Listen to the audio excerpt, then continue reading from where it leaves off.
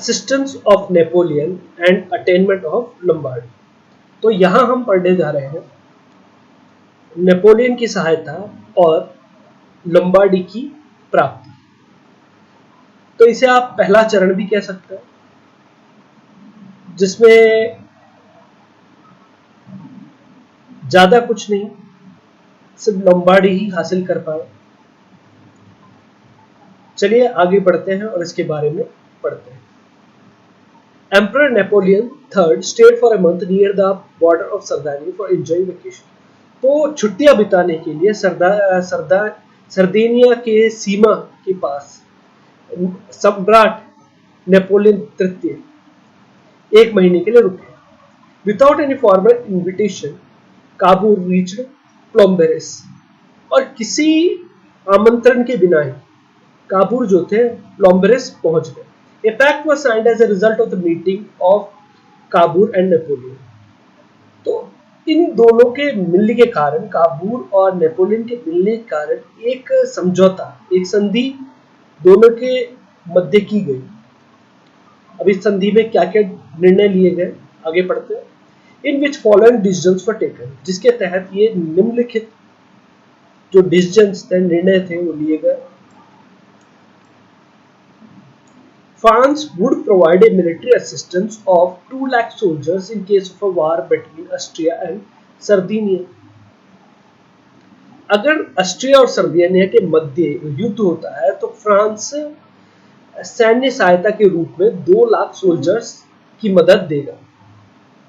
तो इस संधि में पहला तो यह निश्चय किया गया है कि भाई अगर युद्ध होता है ऑस्ट्रिया और सर्दिनिया के बाद तो 2 लाख सोल्जर्स फ्रांस की तरफ से दिए जाएंगे।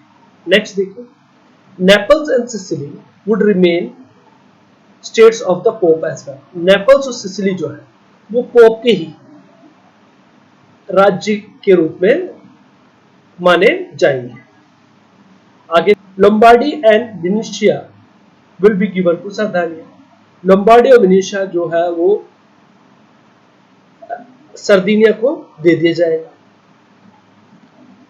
Fourth, the territories of Nice and Savoy will be given to France as a reward for its assistance. और इस संधि से फ्रांस को नीस और सेवाय की जो क्षेत्र है वो भेंट के रूप में मिलेगा।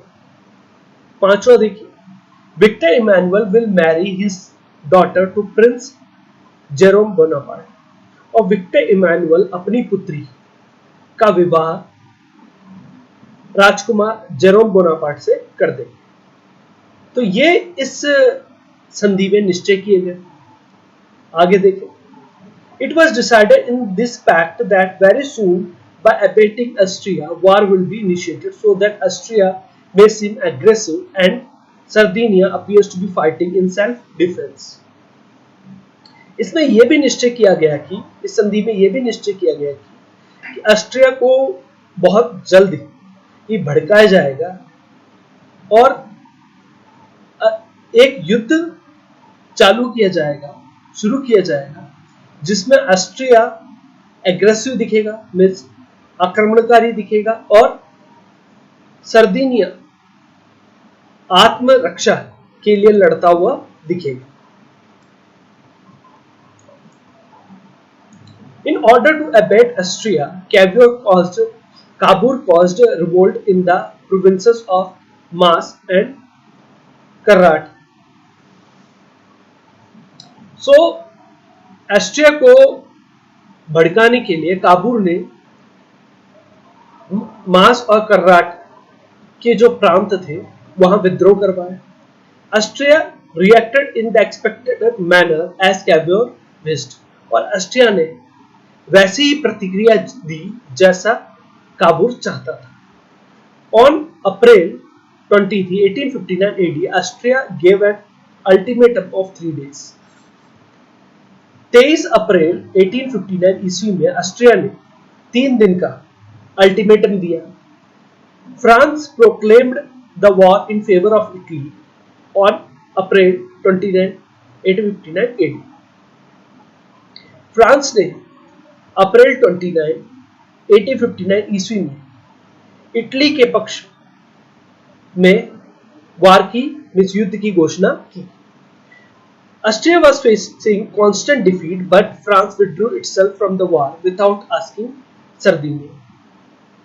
ऑस्ट्रिया निरंतर डिफीट होता जा रहा था, हारता जा रहा था, लेकिन फ्रांस ने सर्दिनिया से बिना पूछे ही वार से, युद्ध से स्वयं को अलग कर लिया। Napoleon III signed a pact for putting an end to the war, meeting with the Emperor of Austria, Joseph, at a place called Villafranca on July 11, 1859 AD. Napoleon तृतीय ने युद्ध को एंड करने के लिए एक पैक्ट, एक संधि की विलाफ्रेंका 11 जुलाई 1859 ईस्वी में विलाफ्रेंका नामक जगह पर ऑस्ट्रिया के सम्राट जोसेफ से मिलकर उन्होंने ये संधि की, जिसमें इस वार को एंड कर दिया गया। अब इसमें इस पैक्ट में जो विलाफ्रेंका में हुआ था, इस पैक्ट में क्या क्या कंडीशंस रखी गई थी वो एक बार देख लेते हैं। Lombardy was given to Sardinia, तो लोम्बार्डी मिल गया Sardinia. Venetia was given to Austria, Venetia जो था वो ऑस्ट्रिया को दे दिया गया। Parma, Modena and Tuscany were again made independent states, Parma, Modena और टस्कनी को फिर से स्वतंत्र राज्य घोषित कर दिया गया।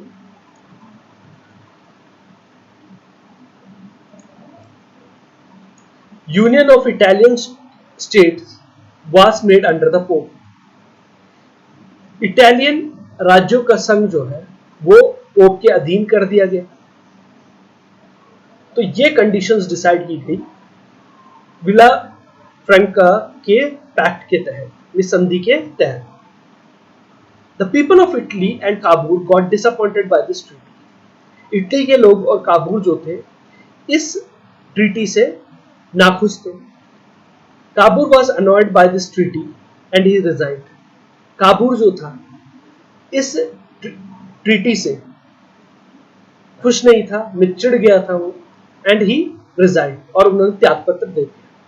Victor Emmanuel signed the treaty of Zurich on November 10, 1859 AD with Austria and France, और विक्टर इमैनुअल ने ऑस्ट्रिया और फ्रांस के साथ 10 नवंबर 1850 ईस्वी में